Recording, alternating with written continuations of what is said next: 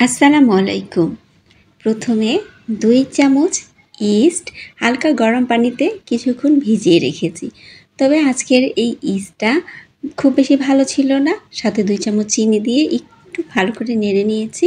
তারপর ঢেকে রেখে দিয়েছি। ইস্টটা ভালো না হওয়ার কারণে ভালোভাবে ফুলেনি। কিছুক্ষণ পরে যখন তুললাম তখন এরকমই ছিল। এখানে ৩ কাপ আমি ময়দা নিয়েছি। ময়দা নিয়ে হাতের সাহায্যে এখন মিক্স করে নিচ্ছি। শিরোনাম দেখে নিশ্চয়ই বুঝতে পেরেছেন আজকে আমি বান তৈরি করব, ছোট ছোট বান। ছোট ছোট যে কোনো কিছু বড়রাও খেতে পছন্দ করে আর ছোট বাচ্চারাও খেতে কিন্তু পছন্দ করে। এখন আমি বাটার দিয়ে দিয়েছি। বাটার যদি আপনার হাতের কাছে না থাকে তা আপনি রেগুলার তেলও দিতে পারেন। আমি কিন্তু আবার এখানে রেগুলার তেলও দিয়েছি। আমার কাছে মনে হয়েছে যে এটা একটু শক্ত হয়েছে, এজন্য নরম করার জন্য একটু তেল দিয়েছি। তারপর আমি ঢেকে রেখে দিয়েছি, অনেক সময় ধরে কিন্তু রেখে দিয়েছি। আমি অন্য কাজগুলো করেছি। ঢাকনা তুলে কিছুটা ফুলেছে, খুব বেশি ফুলেনি, কিন্তু সফট হয়েছে অনেক। এরকম সফট হয়েছে। এরপর এটা হাতের সাহায্যে আরও কিছুক্ষণ মিক্সড করে নেওয়ার পালা। যত বেশি মিক্সড করবেন তত কিন্তু এটা সফট হয়ে যাবে। আর আমি যত মিক্স করছি তত এটা সফট হচ্ছে। ছোটরা যেমন ছোট ছোট জিনিস দেখতে বা খেতে পছন্দ করে, বড়রাও কিন্তু ঠিক সেরকমই পছন্দ করে। আমার কাছে তো খুবই ভালো লাগে ছোট হাঁড়ি পাতিল বা ছোট ছোট খেলনাপত্র, এগুলো দেখলে আমার খুব পছন্দ এইসব জিনিস। আপনাদের কেমন লাগে? নিশ্চয়ই ভালো লাগে। তাই আমি আজকে বাচ্চাদের জন্য ছোট ছোট বান তৈরি করেছি। তবে জানিয়ে রাখি, এইটা দিয়ে আমি শুধু বান তৈরি করিনি, সাথে কিন্তু আমি পিৎজা তৈরিও করেছি। পিৎজার রেসিপিটা পরে আপলোড করে দেব। পিৎজার জন্য এরকম বড় বড় 2টা ভাগ করে রেখে দিলাম। 2টো পিৎজা তৈরি করব এখানে। আর এইগুলো ছোট ছোট এইভাবে টুকরো করে নিচ্ছি। যেহেতু ছোট রুটি তৈরি করবো এই জন্য ছোট ছোট করেছি। আর আজকে কিন্তু আমি খুবই অল্প উপকরণে তৈরি করেছি। দেখে নিশ্চয়ই বুঝতে পেরেছেন আমি আলাদা কিছুই ব্যবহার করিনি। অল্প উপকরণে কিভাবে ঝটপট তৈরি করা যায় সেটাই দেখানোর চেষ্টা করেছি। আর আমার এই রেসিপিটা কিন্তু যারা নতুন তারাও খুব সহজে তৈরি করতে পারবে। আমি বড়গুলো একটু আলাদা করে রেখে দিলাম।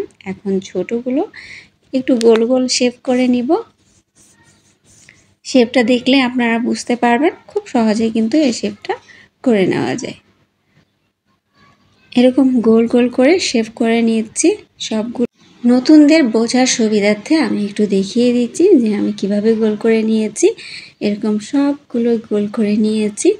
এরপর কিন্তু এগুলো ফ্রাই প্যানে দেওয়ার পালা। ফ্রাই প্যানে আমি একটু ঘি ব্যবহার করেছি আর হাতের সাহায্যে একটু চতুর্দিকে মিশিয়ে নিচ্ছি যাতে ফ্রাই প্যানে বানগুলো লেগে না যায়।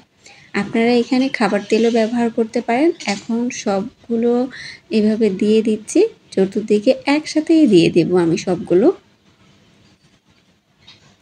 সুন্দর গোল হয়েছে, দেখতেই ভালো লাগছে। সবগুলো একসাথে দিয়ে আমি ঢাকনা দিয়ে ঢেকে চুলায় বসিয়ে দিচ্ছি। চুলায় আগে থেকে একটা তাওয়া আমি গরম করে নিয়েছি।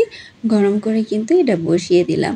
আর আঁচটা কিন্তু খুব হাই রাখবেন না, একদম লো হিটে রাখবেন। এক পাট হয়ে গেছে, আমি এখন কিন্তু উল্টে নিচ্ছি। একটু ফুলেছে, খুব যে ফুলেছে তা কিন্তু নয়, যেহেতু ছোট ছোট করেছি এতটুকুই ফুলেছে। সবগুলো এভাবে উল্টে নিচ্ছি। আর উল্টে নিয়ে আমি কিন্তু এর মধ্যে ঘি মাখিয়ে নেব। এখন একটা চামচের সাহায্যে আমি ঘি মাখিয়ে নিয়ে নেব। এইখানে আমি সাদা তিল ব্যবহার করব। আপনারা চাইলে এই সাদা তিলগুলো উপরের অংশেও দিতে পারেন। আমি যেহেতু নিচের অংশটা আগে ভেজে নিয়েছি তাই নিচেই আমি দিচ্ছি, কিন্তু উপরের অংশে দিলে বেশি ভালো লাগতো দেখতে। সবগুলোতেই এরকম সাদা তিল আমি দিয়ে নিচ্ছি। সাদা তিল দিলে দেখতে ভালো লাগে আর সাদা তিল আমাদের স্বাস্থ্যের জন্য কিন্তু উপকারী, ক্যালসিয়াম রয়েছে প্রচুর। এখন আমি আরেকটা পাটও কিন্তু উল্টে নেব। এবার দেখেই বুঝতে পারবেন কত সুন্দর একটা কালার এসেছে, দারুণ একটা কালার এসেছে কিন্তু। আপনারা চাইলে এটা তেলেও ভেজে নিতে পারেন। তেলে ভাজলে একদম এটা কিন্তু কেকের মতো হবে। আর ছোট ছোট বান তৈরি করেছি, অনেক সফট হয়েছে। বাচ্চাদের জন্য এরকম ছোট ছোট বার্গার তৈরি করে নিতে পারেন। স্কুলের টিফিনে বা বিকালের চায়ের সাথে কিন্তু আপনারা এগুলো খেতে পারবেন। এখন নামিয়ে নিয়েছি, কি সুন্দর হয়েছে, দেখেই কিন্তু ভালো লাগছে। আপনাদের কাছে কেমন লেগেছে এই ছোট ছোট বানগুলো অবশ্যই কমেন্ট করে জানাবেন। আর হ্যাঁ, আমার চ্যানেলটিকে সাবস্ক্রাইব করে পাশে থাকবেন। যদি নতুন হয়ে থাকেন, ফেসবুক থেকে দেখে থাকলে ফলো দিয়ে পাশে থাকবেন। আজ তাহলে এ পর্যন্তই, ভালো থাকবেন। আল্লাহ হাফেজ।